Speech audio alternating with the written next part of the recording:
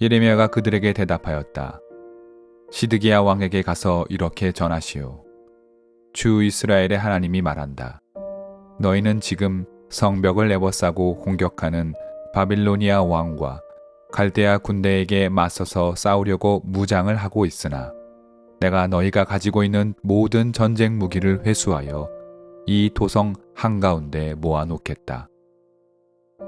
예레미야서 21장 3절과 4절 말씀.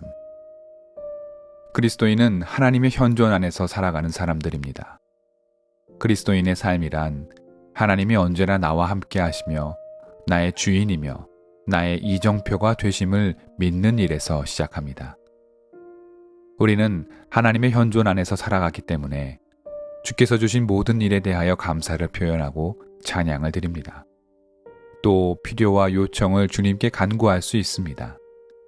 하나님의 현존 안에 있기에 우리는 주님께 기도하고 주님의 뜻과 마음을 헤아릴 수 있게 되었습니다. 이는 놀라운 특권입니다. 모든 믿는 이들이 이처럼 하나님의 현존 안에서 살아갈 수 있는 특권을 주신 분은 바로 그리스도 예수입니다. 우리 주님의 십자가 사랑과 부활의 증거가 우리를 하나님의 현존 안에서 살아갈 특권을 주게 하신 것입니다. 이 특권적 은총으로 말미암아 우리는 전능하신 하나님의 자녀가 될 수 있습니다. 요한은 그의 복음서 첫머리에 그를 맞아들인 사람들, 곧 그 이름을 믿는 사람들에게는 하나님의 자녀가 되는 특권을 주셨다 하고 선포합니다. 그런데 우리 주님의 지극한 사랑하심의 결과로 하나님께 나아갈 수 있게 되었고 하나님께 마음껏 우리의 기도를 올려드릴 수 있게 된 이 특권을 오해하는 이들이 있습니다.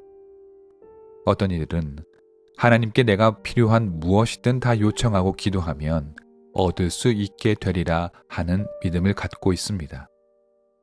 창조주이시며 전능하신 하나님이신데 내 기도를 들어주지 못할 이유가 없다고 생각하기도 합니다.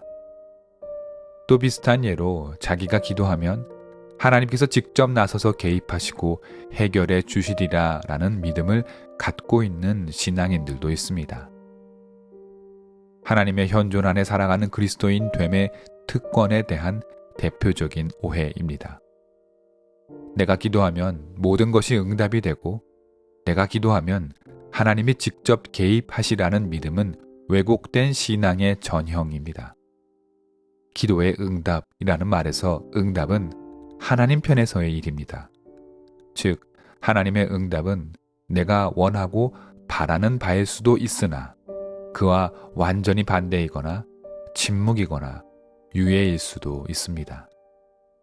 그런데 왜곡된 신앙은 그 응답이 오로지 나의 필요와 만족과 완전히 부합하는 것일 때에만 응답이라고 믿는 경향이 있습니다.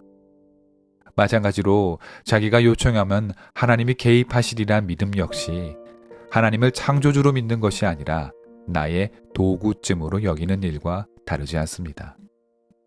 우리는 그리스도인 됨의 특권으로 하나님께 우리의 필요를 간구할 수 있고 우리로서는 불가능한 힘 앞에 하나님의 개입하심을 요청할 수 있습니다.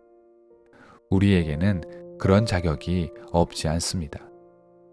그러나 응답하심, 하나님의 일하심, 하나님의 개입은 전적으로 하나님의 뜻에 달려 있습니다. 우리가 하나님의 현존 안에 살아가는 사람들이라는 뜻은 그 현존 안에서 나의 모든 삶의 걸음을 하나님의 뜻에 맞추어 그분의 뜻을 뒤따라가겠다라는 결단을 의미합니다. 하나님을 나의 편리한 도구로 삼아 휘두르겠다는 것이 아니라 내가 하나님의 그릇이 되어 어떤 형태로든 하나님의 쓰임을 받는 것에 감사하겠다라는 결단이 하나님의 현존 안에서의 믿음이며 이것이 바로 특권입니다. 오늘 우리의 본문인 예레미야서 21장의 시작은 앞서 우리가 나눈 왜곡된 신앙을 가진 사람들이 하나님의 개입 요청을 보여주면서 시작합니다. 1절을 보겠습니다. 시드기야 왕이 말기야의 아들 바스훌과 마아세야의 아들 스바냐 제사장을 예레미야에게 보냈을 때에 주님께서 그들에게 전할 말씀을 예레미야에게 주셨다. 21장은 유다 왕국의 역사의 거의 마지막 페이지를 보여주는 것으로 시작합니다. 미리 말씀을 좀 드리자면 예레미야서 중반부인 20장을 중심으로 여러 이야기가 펼쳐지는데 모든 사건들이 역사적 순서에 따라 순차적으로 다루어지지는 않습니다. 내용이 왔다 갔다 합니다.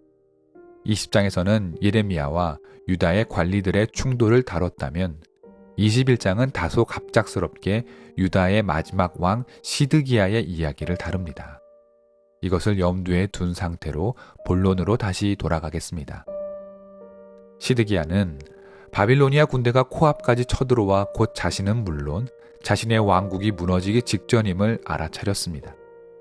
그야말로 자기들의 힘으로는 아무것도 할 수 있는 일이 없게 되었습니다. 압도적인 힘 앞에 절대적인 무기력을 느낀 시드기야는 왕국의 대신들과 협의하여 이제 의지할 분이 하나님 한 분밖에 없음을 깨닫게 되었습니다. 긴급한 논의 끝에 왕과 신하들은 당대에 유일하게 하나님의 뜻을 올바르게 전했다고 믿어진 예언자 예레미야에게 찾아가 부탁하기에 이릅니다. 2절이 바로 그 부탁의 내용입니다. 함께 보겠습니다. 그때 그들이 와서 이렇게 말하였다. 제발 우리가 멸망하지 않도록 주님께 간절히 기도하여 주십시오. 바빌로니아 왕 느부갓네살이 우리를 포위하여 공격하고 있습니다. 행여 주님께서 예전에 많은 기적을 베푸신 것처럼 우리에게도 기적을 베풀어 주시면 느부갓네살이 우리에게서 물러갈 것입니다. 시드기야 왕과 대신들의 부탁이 참으로 간절합니다. 제발 우리가 멸망하지 않도록 하나님께 기도해달라는 부탁이니 말입니다. 기도의 내용도 참 구체적입니다. 바빌로니아의 왕 느부갓네살이 왕국을 공격하고 있으니 물러나게 해달라고. 하나님께서 예전에 우리 민족에게 많은 기적을 베풀어 주시지 않았느냐고. 그러니 그때처럼 오늘도 기적을 베풀어 저들이 물러가게 해달라고 기도를 부탁하고 있습니다. 이 기도에 대한 우리의 평가는 잠시 뒤로 미뤄보겠습니다. 대신 기도의 부탁을 받은 예레미야의 대답, 정확히는 하나님의 응답을 먼저 보겠습니다.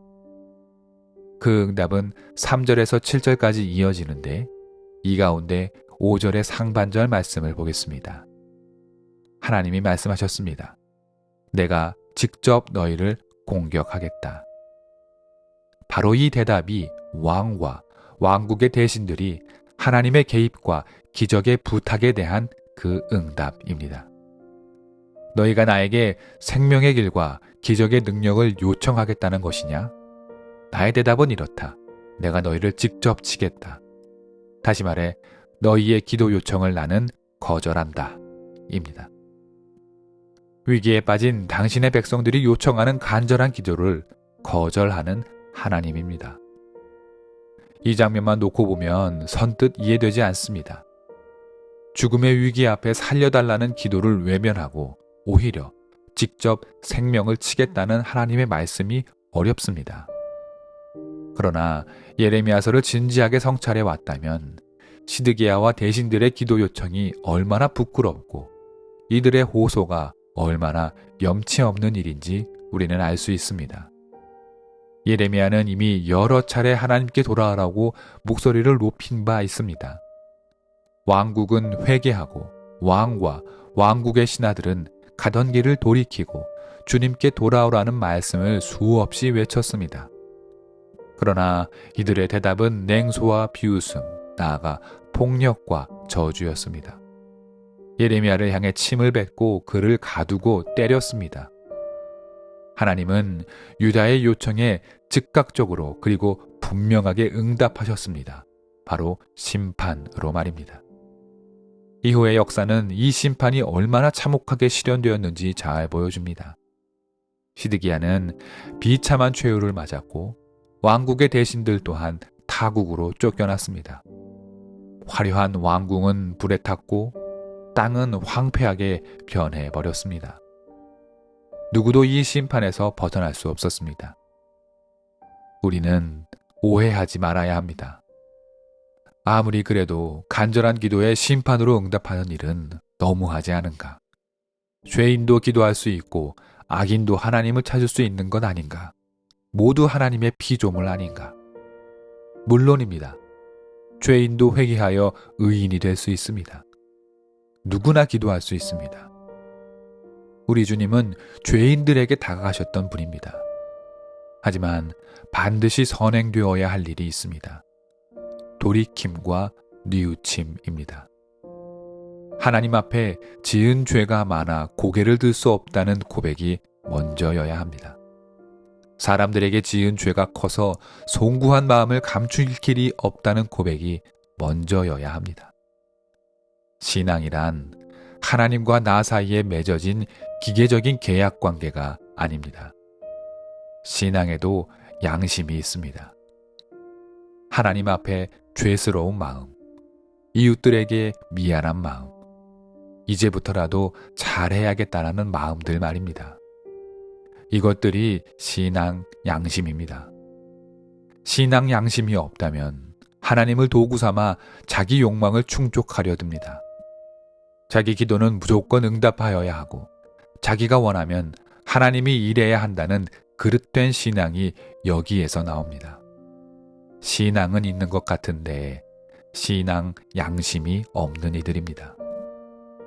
시드기야의 간절한 기도를 거절한 하나님이 낯설 수 있습니다. 바벨로니아를 당신의 도구 삼아 이스라엘을 가혹하게 심판한 하나님이 두렵기도 합니다. 그러나 우리는 하나님의 엄격한 심판의 말씀을 두려운 마음을 갖고 신앙 양심을 세워나갈 기준으로 삼아야 합니다. 하나님의 현존 안에 살아간다는 것은 하나님을 마음껏 찬양하고 기도하고 동시에 하나님을 두려워하고 이웃을 귀히 여기며 죄에서 벗어나기 위해 노력을 아끼지 말아야 한다는 뜻입니다. 신앙의 성숙은 신앙 양심의 성숙과 함께 가야 합니다. 시드기야와 유다의 신하들은 신앙 양심에 실패했습니다. 우리는 이들을 반면 교사 삼아 하나님의 현존 안에 살아가는 특권을 아름답게 가꾸며 우리의 신앙 양심이 귀하게 성장할 수 있도록 늘 살피며 하나님을 바라보아야 할 것입니다.